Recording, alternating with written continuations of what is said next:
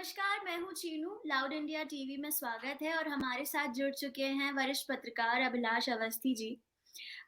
अभिलाष जी से आज हम बात करेंगे सरकार और जनता के बीच जो संवाद की कड़ी है, उसके बारे में, यानी कि मीडिया। मीडिया जो कि सरकार और वोटर के बीच एक आईने का काम करती है, लेकिन देखा गया है कि 2014 के बाद से ये आईना जो है, धीरे-धीरे धुंधला होता चला गया है। तो इसी विषय में अभिलाष जी से उनकी राय लेंगे और समझेंगे कि किस तरह ये जो मीडिया है, वो मोदी सरकार के लिए उनका सबसे बड़ा हथियार साबित हुआ है। सर, बहुत-बहुत स्वागत है आपका। सर, ये जो बड़े मीडिया प्लेटफ़ॉर्म्स हैं, जिन्हें हम मेन स्ट्रीम मीडिया कहते हैं, क्यों 2014 से मोदी सरकार के कदमों में बिछ गए हैं? किस तरह मेन स्ट्रीम मीडिया को सरकार ने हाईजैक किया है और क्या वजह से इन एंकरों के आँखों पर पट्टी बन गई है सर? बहुत अच्छा है चीनू जी, आपने आज का विषय जो चुना तो आपके जो श्रोता हैं वो भी काफी, क्योंकि आजकल आम जनता, मैं तो अपने मित्रों से कई बार मिलता हूँ तो वो बोलते हैं तो हमने घर में न्यूज़ टीवी देखना ही बंद कर, पहले जी। टीवी देखो तो खाली नरेंद्र मोदी और भाजपा दिखाई पड़ते हैं। तो मेन स्ट्रीम जो मीडिया है, जो आपने अभी प्रश्न खड़ा किया, वो सही है कि अब अच्छा ये ऐसा हुआ क्यों? ऐसा हुआ, ये सब अन्ना आंदोलन के बाद। अन्ना आंदोलन 2011 में दिसंबर तक लगभग चला, उसके बाद भी तो इसकी शुरुआत कैसे हुई कि मीडिया जो है मोदी जी के हाथ में, या मोदी की नजर पड़ी मीडिया पे, कब पड़ी? मैं थोड़ा सा एक सरल शब्दों में इस चीज को बताता हूँ, क्योंकि मैं भी लगातार लगातार 600 घंटे अन्ना आंदोलन को इन्होंने कवर किया सारे चैनल से। उसमें मनमोहन सिंह प्रधानमंत्री थे और ये बात मैंने उस समय अ, एक मतलब एक मुलाकात थी, प्रेस कॉन्फ्रेंस थी, उसमें मैंने बोला भी था, प्रियंका गांधी को बोला था कि ये क्या है आपकी, कैसे ये आपका मीडिया देखती हैं। अंबिका सोनी उस समय आईबी मिनिस्टर थी। तो हमने सीधी सी बात की कि भाई ये क्या तरीका है कि 600 घंटे आप जो है अन्ना आंदोलन को ही दिखा रहे हो। देखो चीनू जी, मैं खुद मीडिया का आदमी हूँ। मैं जानता हूँ कि आम आदमी को संविधान में एक हक मिला है, कॉन्स्टिट्यूशनल राइट है, राइट टू नो, जानने का हक। हर आदमी, जो पूरे 135 करोड़ हैं, उनको जानने का हक मिला है कि वो जाने कि कोरोना बीमारी फैल रही है, उसके विषय में वो जाने, वो जो दूसरे और चीजें हो रही हैं उसके विषय में वो जाने, राजनीतिक हलचल क्या है उसके विषय में जाने, समाज क्या हो रहा है उसके विषय में जाने, तो फिल्म क्या है, कला क्या है, उसके विषय में जाने। तो इस देश में जो वैभिन्नता है चीजों की, एटीट्यूड की, अलग अलग नजरिया, यही तो हिंदुस्तान की खूबी है। और इसमें एक हक मिला है, अगर जो आर्टिस्ट है, जो कलाकार है, उसको ये जानने का हक मिला है कि जो है आप कला के क्षेत्र में क्या, पेंटिंग में क्या हो रहा है, पोइट्री में क्या हो रहा है, वो किताबें आ रही उनमें क्या हो रहा है। तो ये बहुत सी चीजें ऐसी हैं जो जनता को जानना है और जानना चाहिए। इसका संवैधानिक हक हमें मिला है, राइट टू नो। और इसी आधार पर, ये जरा बड़ा इस पर आप थोड़ा ध्यान रखिएगा, इसी आधार पर टीवी चैनल्स को लाइसेंस मिलता। लाइसेंस इस आधार पे नहीं मिलता है कि आप जो है सरकार की चमचेगिरी करिए, उनको लाइसेंस इस बात के लिए मिलता है कि जनता का जो जानने का हक है उसको आप पूरा करिए। तो अब जनता को जानने का हक क्या है कि जो विरोध विपक्ष है उसके विषय में भी आप कुछ खबरें दिखाएं। आप सेलेक्टिव नहीं हो सकते ना, क्योंकि जनता सब जानना चाहती। अब यहाँ क्या हुआ, अभी देखो, मैं आपको इसी महीने की एक दो बातें बताता हूँ और फिर आपको मूल प्रश्न पे आता हूँ। अभी 3-4 दिन पहले से मीडिया में एक बड़ा चर्चित है, एपीजी शिपिंग यार्ड का एक 23,000 करोड़ का घोटाला। जी। अब ये 23,000 करोड़ का घोटाला आपको मेन स्ट्रीम मीडिया में क्यों नहीं दिखता है? वो न्यूज पोर्टल में लिखता है, ऑनलाइन जो चैनल्स हैं उनमें दिखाई पड़ता है, क्योंकि ये गुजरात में हुआ है। और इसमें से फिर बार बार हुआ, इसके डिटेल पे तो हम लोग बाद में बात कर लेंगे कभी, क्योंकि वो डिटेल बड़ा, इनको जो है नरेंद्र मोदी जब थे उन्होंने उनको बहुत जमीन दी है। इनके जो ऋषि अग्रवाल, इनके जो मालिक हैं, भारतीय जनता पार्टी की सरकारों ने वहां पर गुजरात में इनको काफी सहायता दी, सहूलियतें दी। तो एक्चुअली ये जो 23,000 करोड़ का घोटाला है वो मेन स्ट्रीम मीडिया में नहीं आ रहा। अब इसके पहले 22,000 करोड़ की ड्रग्स मुंद्रा पोर्ट पर पकड़ी गई थी, वो भी खबर आपने पढ़ी। कभी देखा आपने मेन स्ट्रीम मीडिया में? नहीं, क्योंकि वो अडानी का पोर्ट है, वो अडानी को बेच दिया है इन्होंने। तो ऐसी बहुत सारी चीजें हैं। अरे अभी एक बहुत बड़ी बात हुई चीनू जी, आजकल तो आप बहुत करंट है न्यूज में। सहारनपुर में मोदी जी की रैली हुई। सहारनपुर कहाँ है? उत्तर प्रदेश में। अब उत्तर प्रदेश में मोदी जी की रैली हुई, हर हर मोदी घर घर मोदी नारा उत्तर प्रदेश से चला।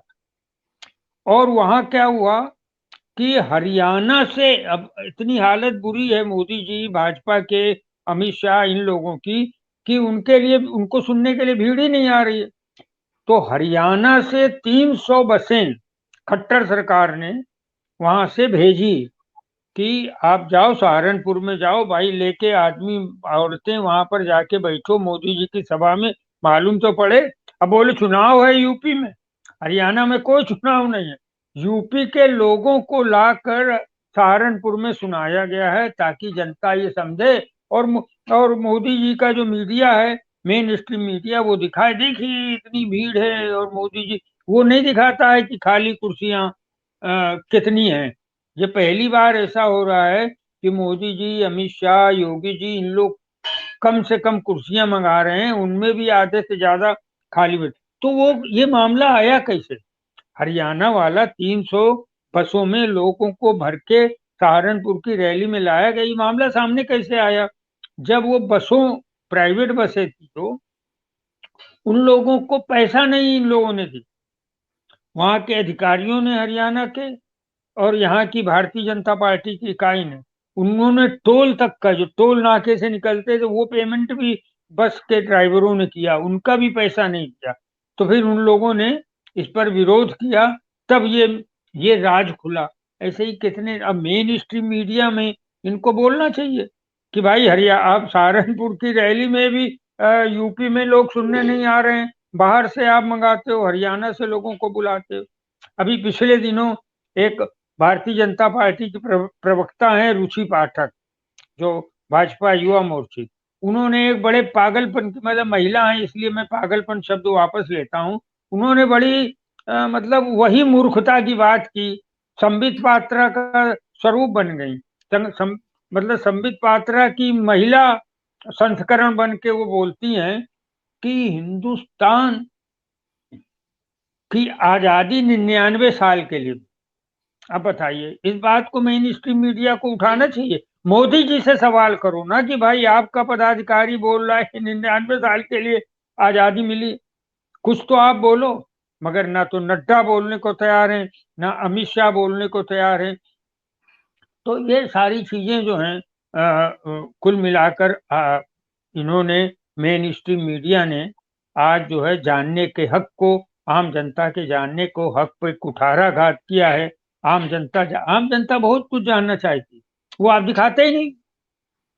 600 घंटे आपने, और मैं वो बात पे फिर आया, 600 घंटे जो अन्ना आंदोलन जब चल रहा था, उस वक्त मैंने ये कंप्लेन, जब कंप्लेन नहीं थी, मेरा एक साधारण सा प्रश्न था जो शिकायत के रूप में लिया गया, और उसके बाद ही मनीष तिवारी ब्रॉडकास्टिंग मिनिस्टर बने। मुझे ये सब सूचनाएं रहती थी, क्योंकि हम लोग अखबार की दुनिया के लोग हैं, हम लोगों को पता है। तो ये जो चैनल्स हैं मेन स्ट्रीम मीडिया के, इन्होंने, आपने जो पूछा कि इनको हाईजैक किया और एंकरों की आंख में जो पट्टी बंधी, अब जब मैं बोला अन्ना आंदोलन का, देखिए हमको पैटर्न समझना पड़ेगा कि ये जो मेन स्ट्रीम मीडिया का जो पैटर्न था वो अन्ना आंदोलन के समय से ही बिगड़ गया। क्योंकि मनमोहन सिंह की सरकार, आपने मनमोहन सिंह की सरकार में मनमोहन सिंह की जगह अगर मोदी होते तो सब जेल में गए होते। आशुतोष ने टीवी 9 के हेड थे, इंडिया टीवी के रजत शर्मा थे, आज भी वो हेड हैं, वो भी जेल में जाते अगर मोदी होते मनमोहन सिंह की जगह। जी न्यूज में सुधीर चौधरी देख रहे थे, आज ये और आज तक में प्रभु चावला और ये सारे। अब देखो इसमें एक बड़ी बात है, अन्ना आंदोलन, ये समझना पड़ेगा जब आप मेन स्ट्रीम मीडिया की बात करें कि अन्ना आंदोलन का 600 घंटे तक जो प्रचार प्रसार हुआ लगातार, उसके पीछे आज तक में प्रभु चावला बैठे हुए। प्रभु चावला और इंडिया टीवी के मालिक हैं रजत शर्मा। अब रजत शर्मा और प्रभु चावला ये दोनों भारतीय जनता पार्टी की अखिल भारतीय विद्यार्थी परिषद जो छात्र इकाई, उसके ये दोनों पदाधिकारी रहे और दिल्ली यूनिवर्सिटी का चुनाव भी लड़े हैं ये लोग अरुण जेटली के साथ। तो प्रभु चावला भाजपा के खुलेआम बात, हाँ, और ये रजत शर्मा खुद पदाधिकारी रहे। तो इन सारे लोगों ने मिलके, और आशुतोष का कांग्रेस विरोध आज भी है। आशुतोष ने एक अपना सत्य हिंदी चलाते हैं, उसमें आज भी वो सब कुछ करेंगे, लेकिन कांग्रेस का बुरे मतलब वो मोदी का विरोध करते हैं, मोदी का विरोध करते हैं। आशुतोष ने तो आपसे चुनाव भी लड़ा आम आदमी पार्टी से, वो मोदी का विरोध करते हैं, लेकिन उनको कांग्रेस आज भी नहीं सुहाती है। खैर ये उनका अपना है, अपना सोच है उनका।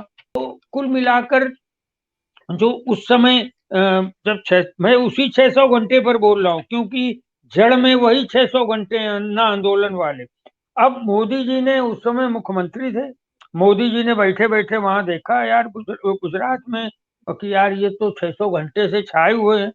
यानी अन्ना आंदोलन कोई ऐसा नहीं था बड़ा विश्वव्यापी आंदोलन था, अन्ना आंदोलन से 1000 गुना बड़ा आंदोलन किसान आंदोलन था, मगर वो नहीं दिखाया आपने। किसान आंदोलन में अमेरिका में चर्चा हुई, किसान आंदोलन की विश्व के पूरे विश्व में चर्चा हुई। 1 साल तक आपने कीले गाड़ी उनकी सीमाओं पर, 1 साल तक जाड़े गर्मी बरसात में वो बैठे रहे, लाखों की तादाद में बैठे रहे। वो आंदोलन नहीं दिखाया 600 घंटे जंतर मंतर पे जो था, क्योंकि आशुतोष ने मनमोहन सिंह बेचारे कुछ करते नहीं थे। तो उस समय प्रसार भारती, देखिए और भी मैंने एक बात कही थी, मुझे अचानक याद आया कि प्रसार भारती की अध्यक्ष थी मृणाल पांडे। तो मृणाल पांडे की ये ड्यूटी थी, मुजफ्फर अली उसमें थे उस समय, उसमें और वो थे श्याम बेनेगल थे। मैं याद आपको आपको आपके दर्शकों को बताना चाहता हूं कि उस समय जो है गलती थी पूरी अंबिका सोनी की, कि उन्होंने प्रसार भारती बोर्ड बनाया। मृणाल पांडे भी खुद 600 घंटे बैठ के देख रही। अरे आप प्रसार भारती बोर्ड की अध्यक्ष हो, आपको फोन करना चाहिए चैनलों को, अंबिका सोनी को चैनलों को फोन करना चाहिए कि तुम 600 घंटे कैसे अन्ना आंदोलन दिखा रहे हो, जनता और भी कुछ देखना चाहती है ना। मगर नहीं, कंटिन्यूअस दिन रात। तो और ये मुजफ्फर अली फिल्म डायरेक्टर थे, वो भी पता नहीं क्यों इन लोगों को रखा गया। क्यों ये अंबिका सोनी ऐसे लोगों ने ही कांग्रेस का सत्यानाश किया है, क्योंकि ये इटालियन भाषा जानती, इनका तो राजनीति में संजय गांधी इनको लाए थे। खैर चलिए वो बातें सब हम लोग बाद में करेंगे, लेकिन इन जैसे लोगों ने मीडिया को बर्बाद करने की कोशिश की। अब ऐसे में 600 घंटे जब ये देख रहे थे अन्ना आंदोलन, तब इन्होंने, मैं एक विजुलाइज करता हूं कि मोदी जी ने बुलाया अडानी को, गौतम अडानी भाई आ जाओ, खाखरा जलेबी खाते हैं, फाफड़ा जलेबी गुजराती डिश है। वो पहुंच गए होंगे मुख्यमंत्री आवास, बैठ के दोनों ने देखा, कहले ये क्या चल रहा है, कहले हाँ मैं भी देख रहा हूँ, कहले ये सही वक्त है कांग्रेस पर वार करने का। अगर हम पूरा मीडिया हाउसेस खरीद लें, पूरे मीडिया हाउसेस के लोगों को खरीद लें, तो जैसे अन्ना आंदोलन 3 दिन 4 दिन 5 दिन से चल रहा है, वैसे मैं भी चल सकता हूँ और मैं प्रधानमंत्री बन सकता हूँ।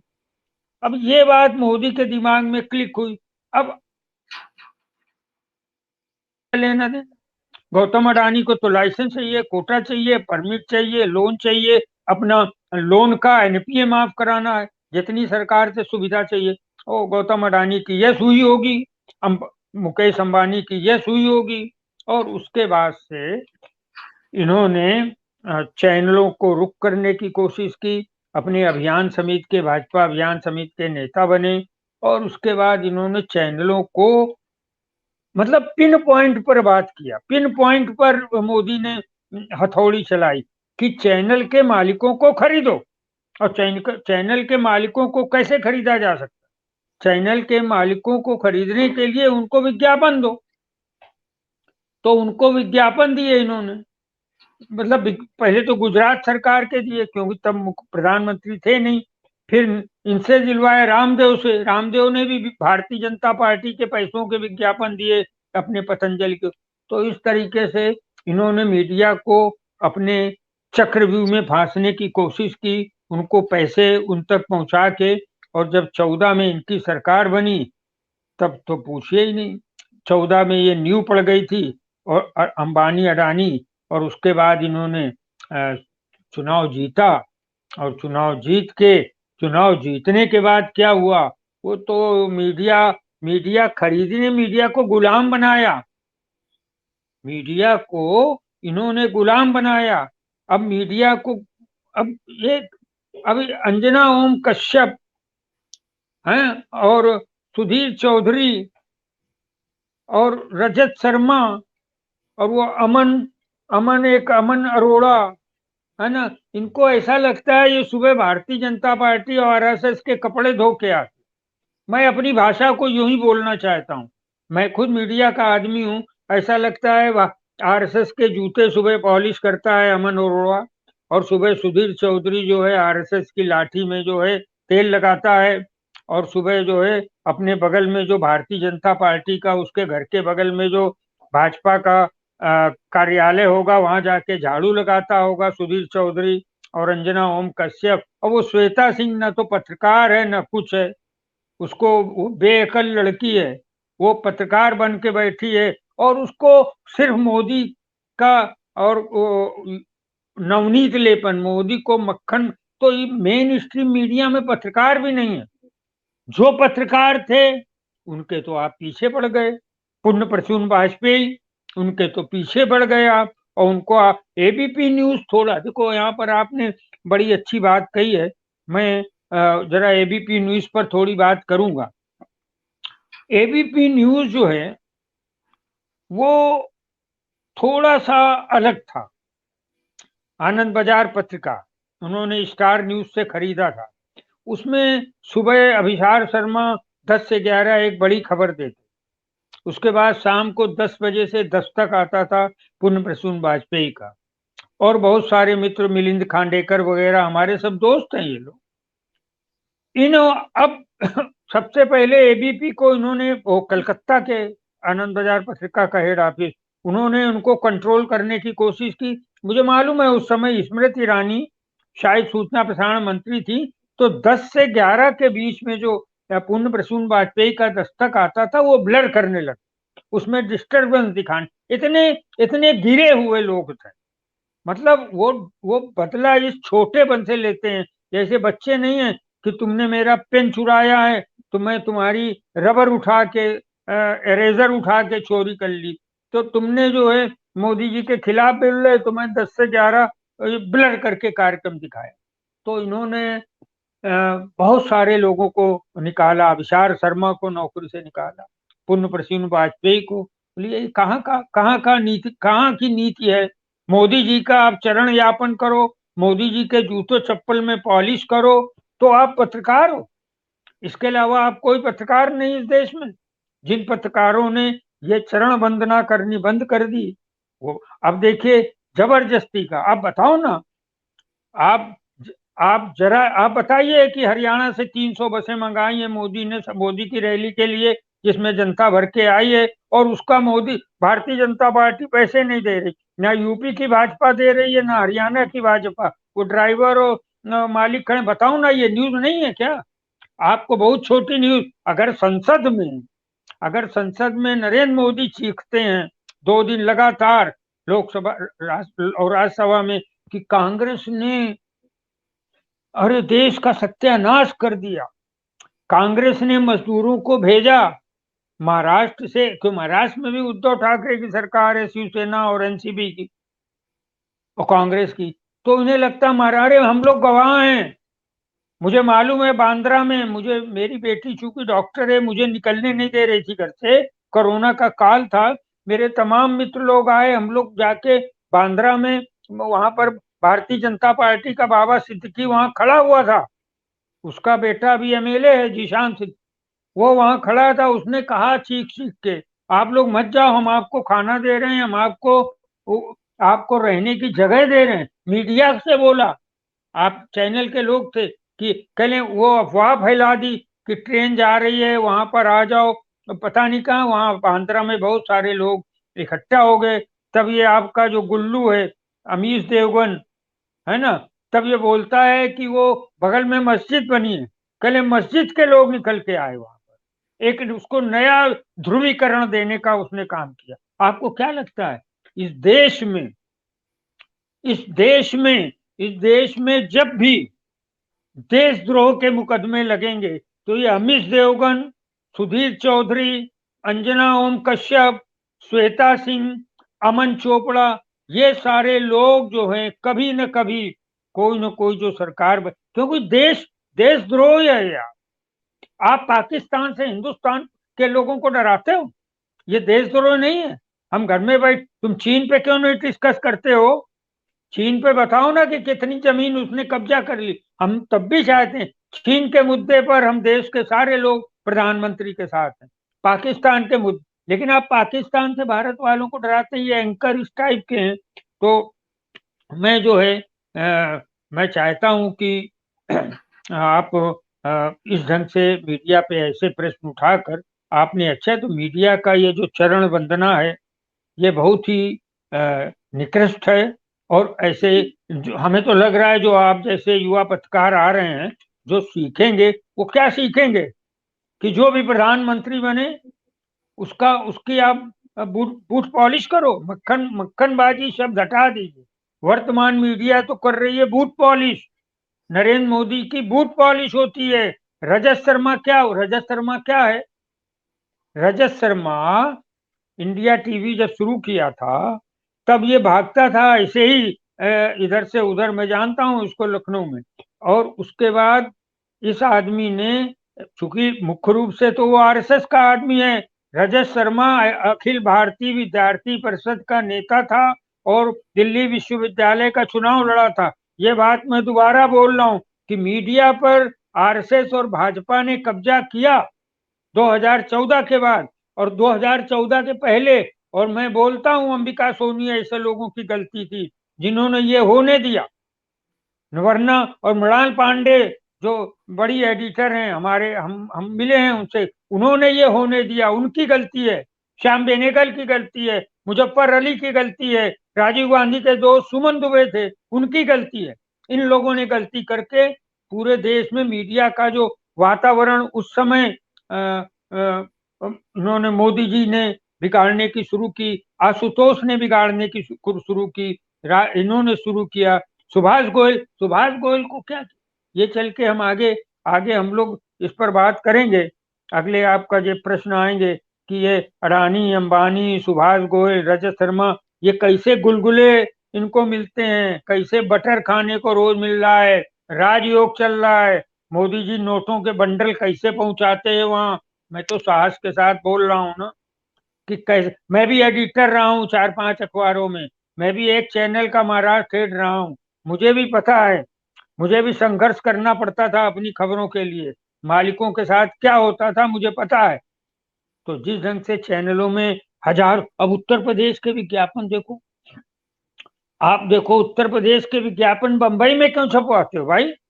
बंबई में कौन तुम्हें वोट देने जा रहा है?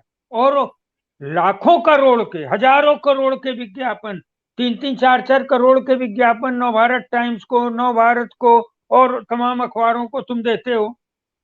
क्यों? जनता का पैसा है, तुम्हारे बाप का माल तो है नहीं। तुम कोई अपने योगी जी अपने जो है मठ से तो पैसा लाए नहीं है।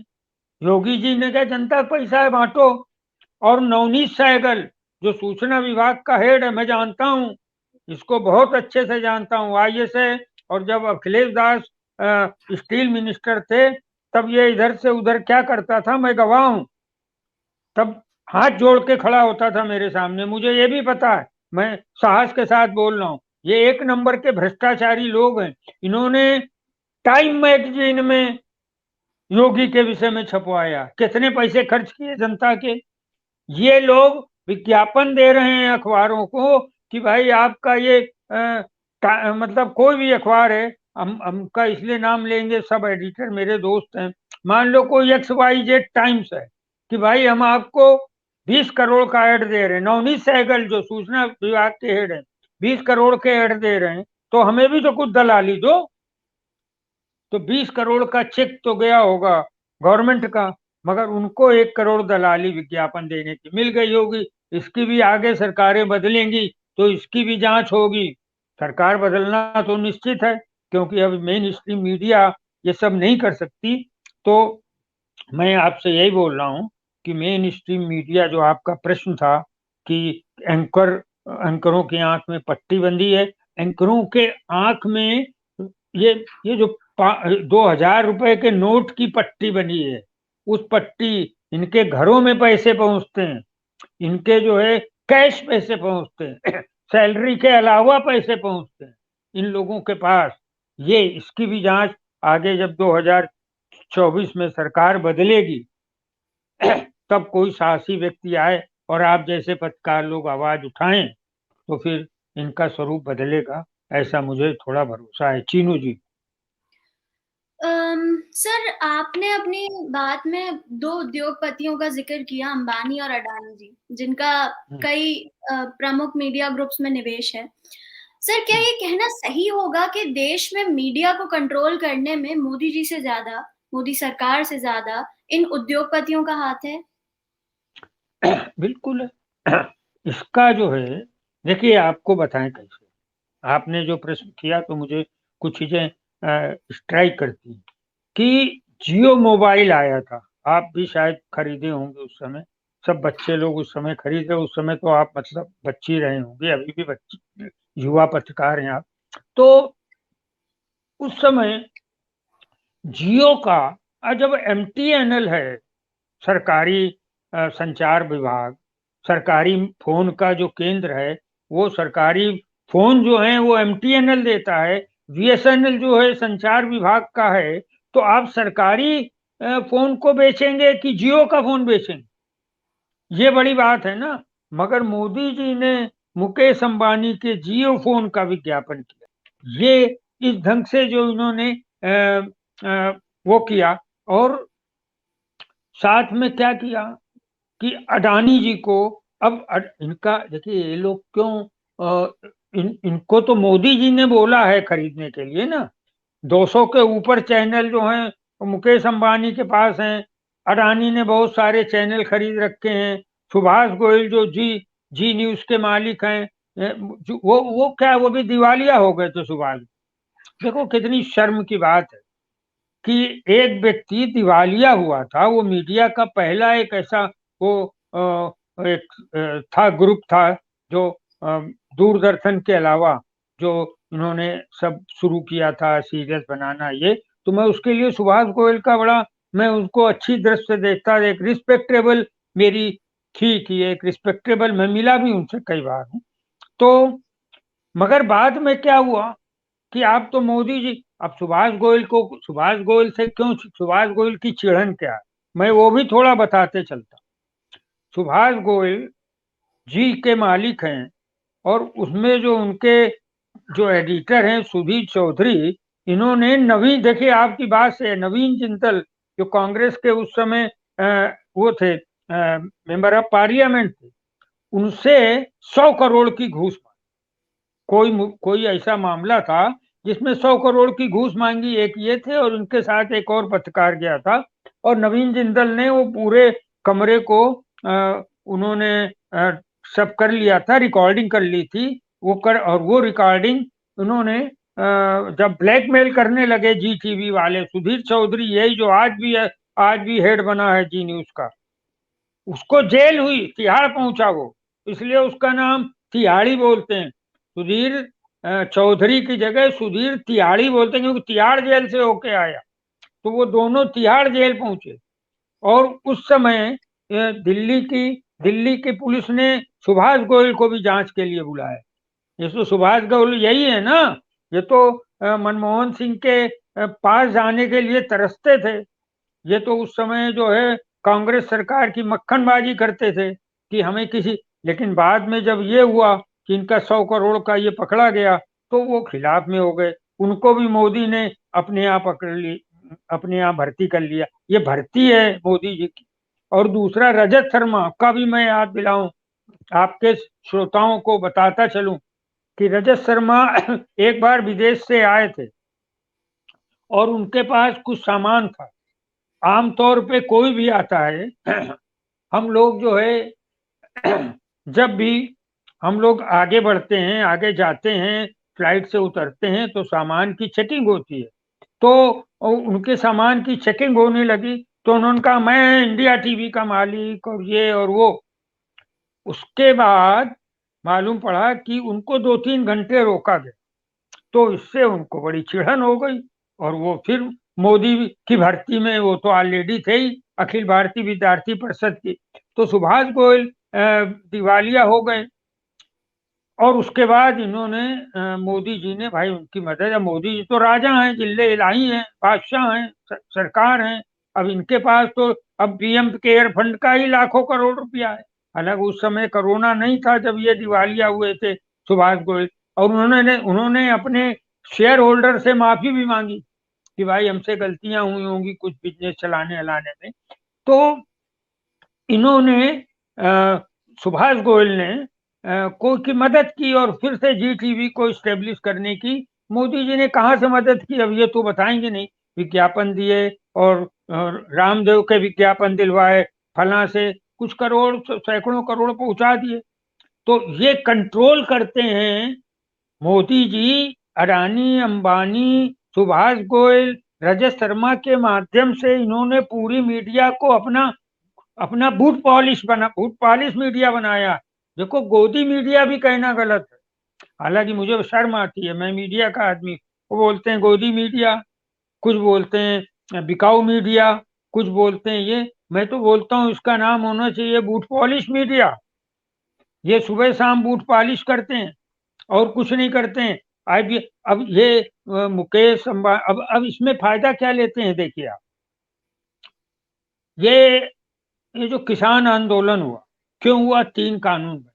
3 कानून बने किसके फायदे के लिए? ये बने थे अडानी के फायदे के। और अडानी ने उत्तर प्रदेश, पंजाब और जाने का हरियाणा, जाने कहाँ कहाँ, इन्होंने इन्होंने पहले ही से इनका ब्लूप्रिंट। अब भाई इनके दोस्त हैं ना मोदी जी के। हम भी अपने दोस्तों से लोखंडवाला में रोज मिलते हैं, कहीं बैठते हैं। अब इनके दोस्त हैं, चले आए चाय पानी पीने, खाखड़ा जलेबी खाने, फाफड़ा जलेबी खाने। तब वो तय हुआ कि वालमार्ट आ रहा। अब मैं इस बात को एसेस कर रहा हूँ, वालमार्ट आ रहा है। तो उन्होंने कहा आप ही लाओ। तो उन्होंने जगह खरीदी, सारी फसलें खरीदने का पूरा इंतजाम किया, पूरा एक ब्लूप्रिंट बनाया। देश की पूरी फसल को और देश के किसानों को गुलाम बनाने का काम, पूरी योजना थी। जो तीन तीन किसान कानून आए, तो इसमें क्या था कि सारे किसान जो है अडानी के गुलाम बन जाएं। यानी अडानी के माध्यम से मोदी जी के गुलाम बन जाएं। आप जितने में भी फसल चाहेंगे, मंडी खत्म ही कर रहे थे। चलिए, मैं अभी वो टॉपिक नहीं है आज, लेकिन अब 220 रुपए लीटर खाने का तेल क्यों बिक रहा है? ऐसा कभी सोचा था हम लोग गांव के लोग हैं। हम लोग ऐसा सरसों ले जाके कोलू में पिसा, मतलब पिराते थे और तेल लेके आते।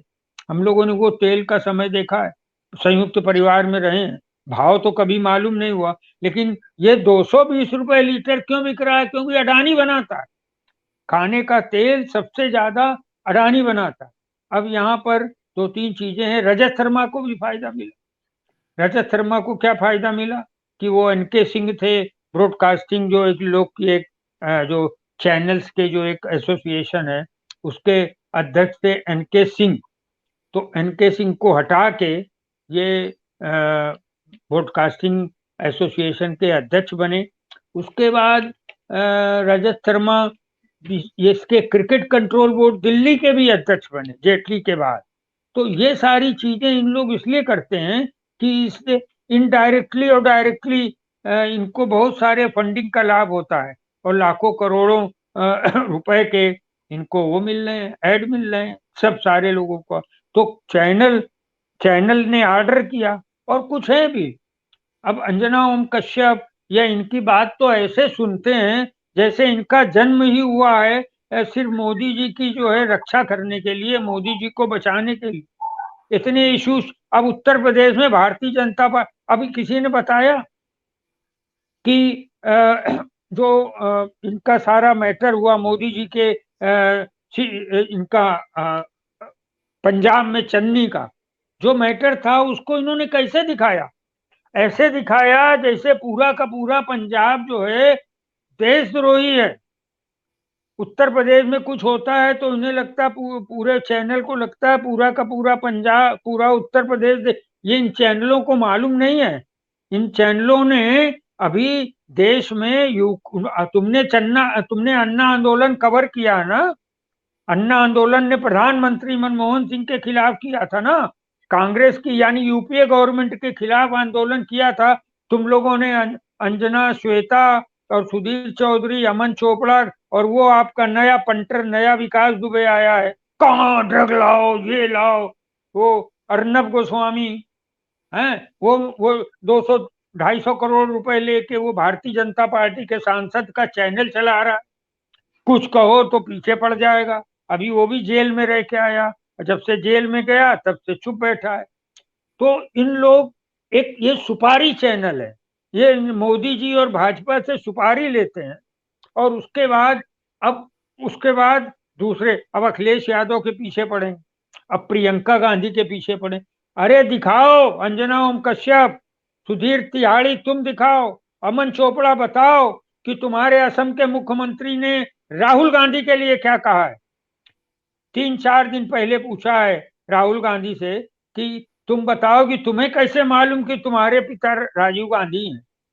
ऐसे बेशरम मुख्यमंत्रियों, भारतीय जनता पार्टी की जमात है ये, और उसमें आप चैनल पूछो ना कि ये प्रश्न तुमने कैसे पूछा।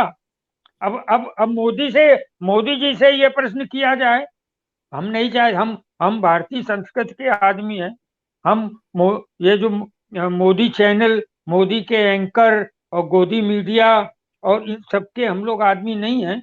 हम लोगों को पता है कि हम लोग एक बेहतर तरीके से, एक कल्चर तरीके से बात, आज हम मुखर क्यों होते? क्योंकि तुम अपना पूरा काम करो ना। आप पूरा मीडिया अपना काम करे, आप बैलेंसिंग मीडिया दिखाइए ना। आप तो ये दिखा रहे हैं कि सारा हिंदुस्तान, अरे आप दिखाते क्यों नहीं हो? आप दिखाओ कि राफेल की जांच जो फ्रांस में चल रही है वो कहां तक पहुंची मोदी जी के खिलाफ। क्यों नहीं दिखाते हो अंजना ओम कश्यप? क्यों नहीं दिखाते हो कि इजराइल में पेगासस की जांच कहां तक पहुंची है? ये दिखाओ ना। वो नहीं दिखाओगे। तुम दिखाओगे कि चन्नी ने, पंजाब के मुख्यमंत्री ने मोदी जी को मारने की कोशिश की, उसका उन्होंने चंडीगढ़ में आज कल बदला ले लिया। खैर ये मोदी जी का बड़ा छोटापन है, वो बड़े विशाल व्यक्ति नहीं है, उनके अंदर विशाल हृदयता नहीं है। एक्चुअली नरेंद्र मोदी किसी देश के प्रधानमंत्री बनने लायक नहीं है, क्योंकि प्रधानमंत्री बनने का मतलब होता है कि जो विरोध है उसको सुनना चाहिए, आपको उनकी बात सुननी चाहिए कि आप बताइए आप क्या कहना चाहते हैं। आप राहुल 2 दिन संसद में रहे और आप राहुल गांधी कांग्रेस के पीछे पड़े। अरे भाई, कांग्रेस सरकार में नहीं है 7 साल से, फिर भी आप कांग्रेस को गाली दे रहे हो। 52 उनके पास मेंबर आप कुल टोटल लोकसभा और राज्यसभा में मिला के 98 हैं कांग्रेस के पास। वो कहां से दोषी हो गए? उद्धव ठाकरे ने यहाँ बोला था कि भाई रुक जाओ आप, हम आपकी मदद करते। उत्तर भारतीय नहीं रुके। हाँ, अभी देखिए, इनको ये बताना था कि उस समय जब जब यहाँ से ये जा रहे थे, कोरोना काल में उत्तर भारतीय पलायन कर रहे थे, उस समय उन्होंने उन लोगों को उत्तर प्रदेश के बॉर्डर में रोक लिया। प्रियंका गांधी ने अशोक गहलोत की कांग्रेस सरकार से बोला कि हम बसें भेज रहे हैं, इन लोगों को कम से कम वहां से वहां तक, घर तक तो भेजो, इनके घर की देहरी तक तो भेजो, इनके बच्चे इनका इंतजार कर रहे हैं। उन्होंने मोबाइल से बोल दिया कि हम पैदल निकल पड़े। 9-9, 10 दिन, 11-11 दिन मर रहे थे लोग सड़कों में। मोदी जी, मोदी जी, आपको मृत्यु नहीं दिखाई पड़ती है? क्रूरता इतना तो नहीं आपकी भारतीय जनता पार्टी में रहना चाहिए? लोग जा रहे हैं, मर रहे हैं, बीच में 13-14 लोग बीच में ही रात में सोए थे पटरी के किनारे, उसमें 11 लोग को रेल काट के चली गई मालगाड़ी। उस समय और ट्रेनें चलाते आप तो ये लोग पैदल नहीं जाते घर। एक लड़की थी जो पैदल चली और घर के 7 किलोमीटर तक पहले वो मर के गई। मैंने देखी है, कई किताबें उनमें आई हैं, पलायन पीड़ा प्रेरणा जैसी, जिसमें बहुत सारे किताबें आई हैं जिसपे उनका दर्द व्यक्त किया गया है। कोरोना काल में जो गए हैं, मयंक मयंक पांडे जैसे लेखकों ने। तो मैं यही बोल रहा हूं कि वो दर्द इनको नहीं दिखा, इन्हें लगा है कि कांग्रेस ने भेजा। तो खैर, अभी हम इस बात के लिए प्रार्थना करते हैं भगवान से, ईश्वर से, अल्लाह से, कि भाई इन इन लोगों को थोड़ा दिमाग दो। हालांकि 2024 के पहले इनको दिमाग नहीं आएगा। 2024 तक इनके यहाँ तो अडानी अंबानी पैसे पहुंचाते रहेंगे, चैन लो क्या, विज्ञापन के माध्यम से, और कैश भी पहुंचाते रहेंगे जैसा मैं सोचता हूँ, और दूसरी सुविधाएं भी पैसा पहुंचाते रहेंगे। और ये इसी तरीके से मोदी जी का गुणगान करते रहे। पता नहीं 2024 में तो मोदी की सरकार जाना तय है। इन मीडिया एंकरों को पता चलना चाहिए कि उसके बाद आपको गुलाब के फूल मिलने वाले हैं कि नहीं मिलने वाले। चीनू जी। सर, क्योंकि चुनाव की गर्मा गर्मी चल रही है इस वक्त, तो हम्म। ये देखने मिल रहा है कि ये जो बड़े कॉरपोरेट्स हैं जिनका भी अभी हम जिक्र कर रहे थे, और जो आपने अभी शब्द यूज करा, बूट पॉलिश मीडिया, तो हाँ। इनके बीच अभी बड़ी बेचैनी का माहौल बना हुआ है। सर, क्या हम ये मान सकते हैं या ये कह सकते हैं कि इसके पीछे जो कई इंडिपेंडेंट जर्नलिस्ट हैं, और जो पिछले 2-3 सालों में जो ये डिजिटल न्यूज पोर्टल जो उभरे हैं, क्या इनकी प्रमुख भूमिका रही है? यस, यस, बहुत अच्छी बात। एक्चुअल मैं आपको चीनू जी बोलना चाहता था, ये प्रश्न अच्छा है आपने ले, कि आजकल मेरे तमाम मित्र हैं, मतलब वो भाजपा के भी समर्थक हैं, वो दूसरे दलों के भी समर्थक हैं, तो बिजनेसमैन है, कुछ बिजनेसमैन भी हैं। वो कहते हैं अभिलाष जी, मैंने तो टीवी चलाना ही बंद कर, मेरे घर में तारक मेहता आता है या थोड़ा बहुत रियलिटी शो आ जाते हैं, और न्यूज तो मैं चलाता ही नहीं हूँ। मैंने तो न्यूज के लिए मना कर दिया कि न्यूज, क्योंकि न्यूज में खाली वो सुबह शाम मोदी जी का चेहरा ही दिखाई पड़ता है, और ये मालूम पड़ता है इस देश में राम और कृष्ण तो पैदा ही नहीं हुए, केवल नरेंद्र मोदी पैदा हुए। कॉरिडोर का वो जो उद्घाटन करने जाते हैं तो ऐसा लगता है कि अरे भाई, काशी विश्वनाथ का तो कहीं कुछ दिखाया ही नहीं, फोटो वोटो। आप वो रिकॉर्डिंग निकाल के देखिए, अंजना ओम कश्यप, आप हिंदू हो कि नहीं हो? सुधीर चौधरी, तुम हिंदू है कि नहीं? अर्नब गोस्वामी, तू कौन है बता, हिंदू है कि कौन सा कम्युनिटी का है? अरे यार, तू कॉरिडोर दिखा रहा था ना, काशी कॉरिडोर का उद्घाटन, तो बाबा विश्वनाथ का फोटो भी दिखा देते। तुम तो नरेंद्र मोदी का फोटो दिखा रहे हो। काशी के न बाबा विश्वनाथ के बहाने नरेंद्र मोदी को प्रमोट किया जा रहा है। वो नहा रहे हैं, गंगा में नहा रहे हैं। पहला आदमी ऐसा देखा जो कपड़े पहन के, मतलब पुरुष पहला ऐसा देखा जो बिल्कुल एकदम मॉडर्न ब्रांडेड कपड़े पहन के जो आदमी गंगा में नहा रहा है, 52 कैमरे लेके नहा रहा है। जो आदमी दर्जनों कैमरे लेके अपनी माँ से मिलने जाता है, दो आदमी 52 कैमरे लेके और गंगा नहाने बनारस में जाता है, तो मतलब अब क्या बोल सकते हैं। और पूरा मेन स्ट्रीम मीडिया तो, अब ये जो सीटें, चेयर्स खाली हैं, मोदी योगी की सभा में जो लोग नहीं आ रहे हैं ना, ये हमें मेन स्ट्रीम मीडिया ने नहीं बताया, ये पूरे देश की जनता को न्यूज पोर्टल ने बताया। ये जो न्यूज पोर्टल हैं वो इस समय लोग अपने मोबाइल पे, अपने लैपटॉप पे वही देखते हैं। मैं देखता हूँ बहुत सारे घरों में जाता हूँ मैं, मेरे दोस्तों के, तो बच्चे बोलते हैं कि अब हमें क्या, हम तो जो देखना होता है, मैं तो उसमें कुछ है जो बहुत महत्वपूर्ण। मेरे ख्याल से पहला न्यूज पोर्टल जो मैं गया हूँ, द वायर था, सिद्धार्थ वरदराजन का। तो मैं उनके ऑफिस भी गया हूँ भगत सिंह मार्केट में, और उनसे मिला भी हूँ, सिद्धार्थ जी से, उनके स्टाफ के लोगों में कई बार मैं वहाँ का विजिट किया हूँ। उसके बाद एक और जो न्यूज पोर्टल है वो है सत्य हिंदी। सत्य हिंदी आजकल आशुतोष चला रहे हैं, हालांकि वो मोदी का तो विरोध करते हैं, कांग्रेस और मोदी का साथ साथ विरोध करते हैं। खैर हमारा तो पर्सनल किसी से कुछ नहीं है, मगर वो उनकी व्यूअरशिप अच्छी है। और उनको ये देखिए, दवायर के विषय में एक बात और बताऊं, मुझे याद आया, एक्चुअली मुझे तो रतन टाटा को एक बार फिर सैल्यूट करता हूँ। मोदी जी के जो दो हिंदू हैं, अडानी और अंबानी, उनके दो ही, उनके हिंदुस्तान में तीन ही हिंदू हैं, एक तो मोदी हैं और उनके दो, मेरे दो अनमोल रतन, एक अडानी और एक अंबानी।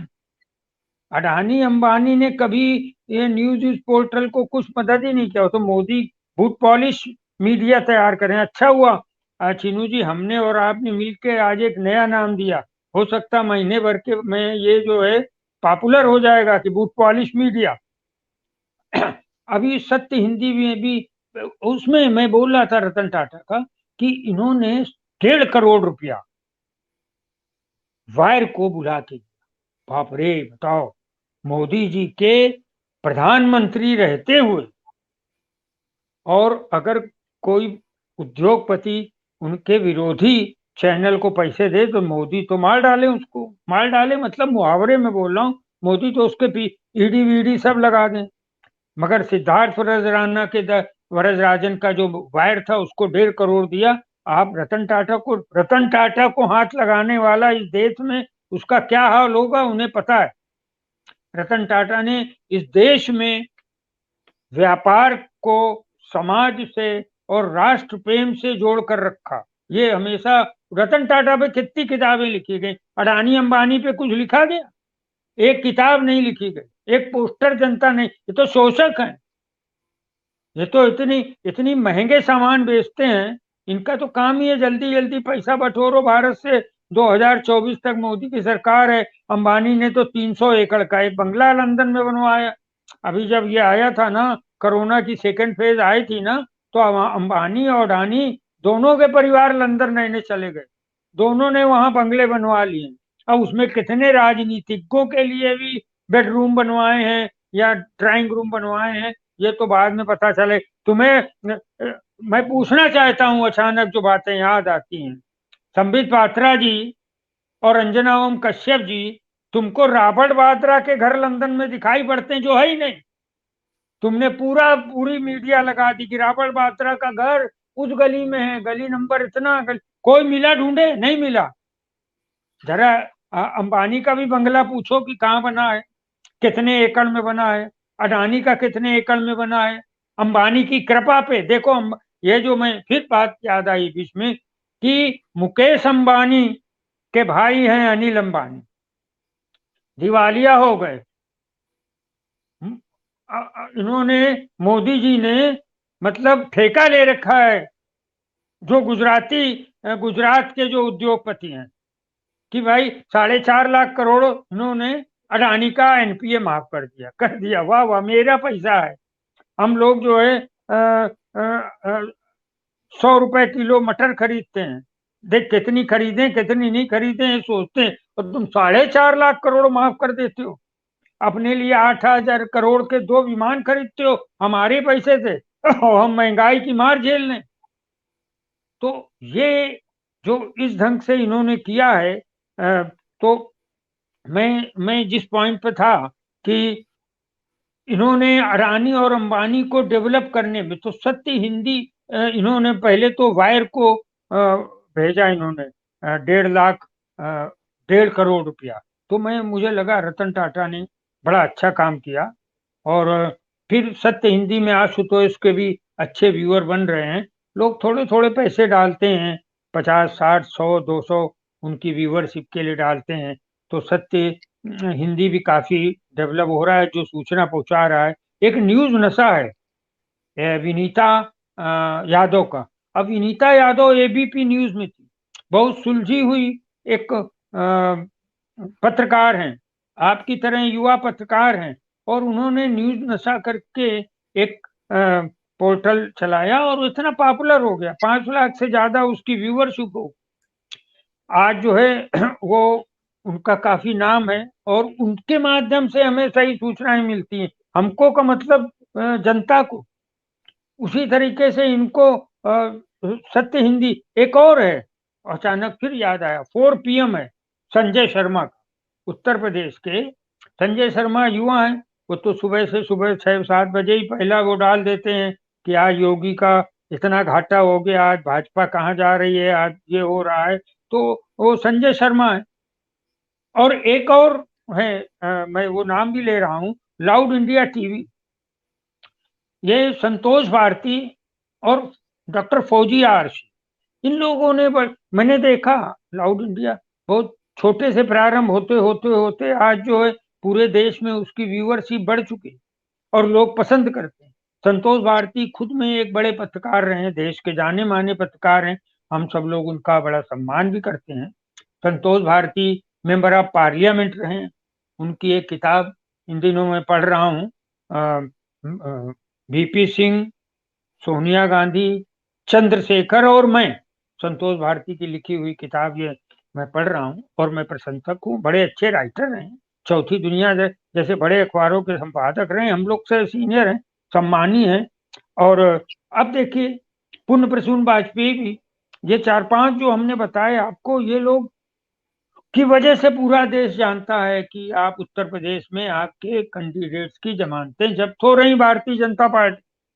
उसी तरीके से पुण्य प्रसून वाजपेयी भी अपना रोज एक वीडियो डालते हैं, दिन में 2-3 वीडियो डालते हैं। अभिषार शर्मा भी डालते हैं, रिटायर्ड आईएएस हैं, सूर्य प्रताप सिंह, वो भी ये सब डालते हैं अपने वीडियोस, और इन्फॉर्म करते हैं। छोटे छोटे और लोग हैं जो मतलब जिनको भारतीय जनता पार्टी के खिलाफ हैं, जो भूत पॉलिश मीडिया से जो चिढ़ते हैं कि हमारे घरों में सही सूचना नहीं आती है।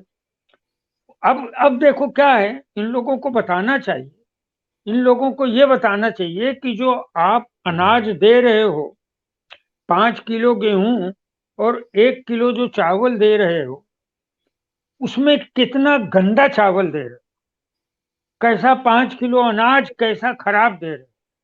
आप ये डिबेट में नहीं लाएंगे कि जो मनमोहन सिंह ने 300-400 के बीच में गैस सिलेंडर को छोड़ा था, वो आप 1000 में क्यों पहुंचाए भाई, क्यों क्यों ले गए, इतना क्यों? सब्सिडी आप सब खत्म कर रहे हैं। ये देखिए, एक दलित विभाग, दलित जो है, सब इनसे इसलिए नाराज हो रहे हैं कि दलित और ओबीसी, चीनू जी, ये इसलिए नाराज हो रहे हैं क्योंकि ये सब एयर इंडिया, ये एचसीएल और ये सब बेच रहे हैं, सरकारी उपक्रम बेच रहे हैं। तो इनके दो फायदे हैं, एक तो आरक्षण इनको नहीं देगा, दलितों को आरक्षण नहीं मिलेगा, ओबीसी को आरक्षण नहीं मिलेगा। वो समझ रहे हैं कि मोदी जी ने हमारी खटिया खड़ी करनी शुरू की है।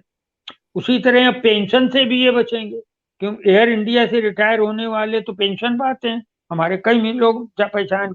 अब वो पेंशन चूंकि टाटा का हो गया, अडानी का, अंबानी का, वो सब पेंशन से बचेंगे। तो बहुत सारी चीजें हैं। और ये जो आपने आज मीडिया के विषय में, मेन स्ट्रीम मीडिया और उनके एंकर्स, पता नहीं इनको रात में नींद कैसे आती है, इतना झूठ बोल, मोदी जी झूठ बोलते हैं। उस झूठ में ये लोग, जैसे पिज्जा में टॉपिंग होती है ना, कोई आप लोग, मैं तो पिज्जा वगैरह नहीं खाता हूँ, लेकिन सुनता हूँ घर पे, है ना, तो वो टॉपिंग इन लोग करते हैं, उस झूठ को वर्क लगा के सामने प्रस्तुत कर देते। तो ये इनका जो है।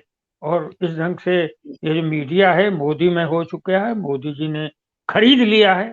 और आप आज चीनू जी ने से बात करते हुए नया नाम आया कि बूट पॉलिश मीडिया, है ना। मीडिया का मैं भी हूँ पिछले 35 साल से। लेकिन चलिए, ये बात हुई चीनू जी। सर क्योंकि हम बिल्कुल वक्त को हमारे आगे क्रॉस कर चुके हैं, तो एक आखिरी कमेंट मैं जरूर आपसे चाहती हूँ कि हाँ, इस वक्त देश को जो रेवोल्यूशन की जरूरत है, तो क्या ये जो पोर्टल्स जो अभी उभरे हैं, जो न्यूज़ पोर्टल जिनका भी आपने, जिन चैनल्स का आपने नाम लिया, और भी जो कई अन्य चैनल्स हैं, क्या ये इस रेवोल्यूशन लाने में उनका कितना योगदान रहेगा, ये कितने सार्थक साबित होंगे? बहुत बहुत अच्छा। ये मेरे ख्याल से कि अगर नहीं, नरेंद्र मोदी जब 2014 में जीते थे तो पहले गए थे कहाँ? फेसबुक के ऑफिस, व्हाट्सएप के जो हैं ऑफिस में, अब ये यूट्यूब चैनल के ऑफिस में, फला ये वहां विजिट करके आए, क्योंकि इनको मालूम हमें काम धाम तो करना नहीं कुछ, और नहीं इनको काम करना आता है। उनसे इकोनॉमिक्स की स्पेलिंग पूछ लीजिए, वो तो उन्हें आती नहीं है। मोदी जी को तो ये भी नहीं मालूम होगा कि इंटायर पॉलिटिकल साइंस की स्पेलिंग क्या है, बता दें। और उसी से उन्होंने शायद पीजी किया है, और हिंदुस्तान में वो अकेले हैं जो इंटायर पॉलिटिकल साइंस से पोस्ट ग्रेजुएशन किए। तो झूठ और तो उनके जबान में है, पूरी जनता जा समझ गई है। अरे छोटे छोटे बच्चे कहते हैं अंकल ये झूठ बहुत बोलते हैं, तो हमने कहा ये उनकी पहचान बन चुकी है। तो खैर, ये अगर फेसबुक में, सॉरी, अगर ये यूट्यूब के जो ऑफिस हैं उसको इन्होंने प्रभावित करने की कोशिश नहीं की। पिछले दिनों मैंने देखा कि कुछ यूट्यूब चैनल करीब 24-25 इन्होंने बंद करवाए। बंद करवाएं। अगर ये सटक जाएंगे, क्योंकि जब ये वीरभद्र सिंह जो हिमाचल के मुख्यमंत्री थे, उनकी बेटी की शादी रात में हुई और सुबह वो विदा हो रही थी, कार में बैठ के जाने वाली थी अपने पति के साथ, अपनी बारात को लेके, वो तो नहीं विदा हुई, उसके पहले ही उनके घर में इन्होंने इनकम टैक्स और ईडी का छापा डलवा दिया। तो ये क्रूरता की हद है ना। आप किस लेवल तक क्रूर हो सकते हो? खुशी दुबे बेचारी एक लड़की शादी करती है, 3 दिन होते हैं शादी के, हैं, और उसको जेल भेज देते हैं, और शादी के 10वें दिन उसके पति अमर दुबे का इनकाउंटर कर देते हैं। तो मोदी जी की क्रूरता की हद जो है अब इस देश ने देख ली है। इसीलिए ये यूपी का चुनाव बुरी तरीके से हार रहे हैं, जमानत जब्ती का रिकॉर्ड बना रहे हैं, और 2024 में उनके हारने की भूमिका बन गई है। नया प्रधानमंत्री देश को मिलेगा, सेकुलर प्रधानमंत्री मिलेगा, और 300 बसों में बैठ के हजारों लोग हरियाणा से सहारनपुर की रैली में गए। ये सिद्ध करता है कि तुम यूपी का चुनाव हार रहे। यूपी के 2 फेज का चुनाव ने बता दिया कि उसमें तुम्हारे 113 में जो 91 सीटें मिली थी, अब उसमें 10, 15, 20 मिल जाए तो समझ लीजिए भारतीय जनता पार्टी का बहुत बड़ा भाग्य है। तो आपने जो बोला, और हम लोगों ने बात शुरू की थी जानने का हक, तो धन्यवाद ये जो डिजिटल पोर्टल्स, धन्यवाद सिद्धार्थ वरदराजन का, वायर के लिए, सत्य हिंदी के लिए आशुतोष का, न्यूज नशा के लिए विनीता यादव का, लाउड इंडिया के लिए संतोष भारती और फौजिया आरसी का, 4PM के लिए संजय शर्मा का, और बहुत सारे जो छोटे छोटे ग्रुप्स बनाए हैं उन सबको मैं सल्यूट करता हूँ।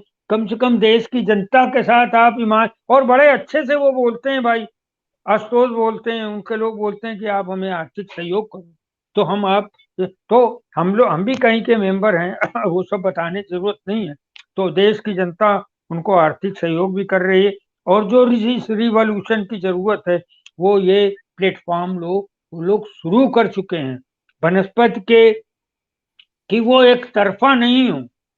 हाँ, उन्हें जो है एक चीज करनी होगी, कि उन्हें नहीं होगी मेरे ख्याल से, उनके जो चैनल को जो स्टेब्लिश किया जा रहा है वो सच पर आधारित है। और चूंकि नरेंद्र मोदी की सरकार पूरी तरीके से झूठ पर आधारित है, इसलिए जो मैंने नाम लिए, कुछ नाम हम अभी भूल रहे हैं, दिमाग में नहीं आ रहे हैं, उन सब पर भी हम लोग चुनाव 10 मार्च के पहले एक बार फिर ऐसा करेंगे। और आप ये जो डिजिटल पोर्टल हैं, ऑनलाइन चैनल्स हैं, इन लोगों ने एक बड़ी क्रांति लाई है। उत्तर प्रदेश का चुनाव हराने में इन्हीं का हाथ है, मोदी जी को। और मोदी जी को यही खल भी रहा होगा। खैर, तो अब हम लोग आगे इसी तरीके से शुभकामना देंगे कि आगे और अच्छे रेडियो भी कुछ आ रहे हैं, प्राइवेट रेडियो आ रहे हैं, प्राइवेट चैनल्स आ रहे हैं। हम ये चाहेंगे कि इनको शुभकामना देंगे और हम चाहेंगे कि ये आगे बढ़ें और जनता के जानने के हक को पूरा करें जो हमें संविधान में हक मिला है। चीनू जी। तो ये थे देश के जाने-माने पत्रकार अभिलाष अवस्थी जी, जिन्होंने देश को एक लोकतांत्रिक देश में मीडिया की क्या भागीदारी है, उसको उन्होंने बखूबी समझाया और ये बताया कि अब कितना ही ये ताकतें सच को छुपा लें या उसे गलत ढंग से पेश कर लें, अब जनता की आँखों से पट्टी हट गई है। अब पता लग गया है उन्हें कि किस पर उन्हें भरोसा करना है या किस पर नहीं करना है।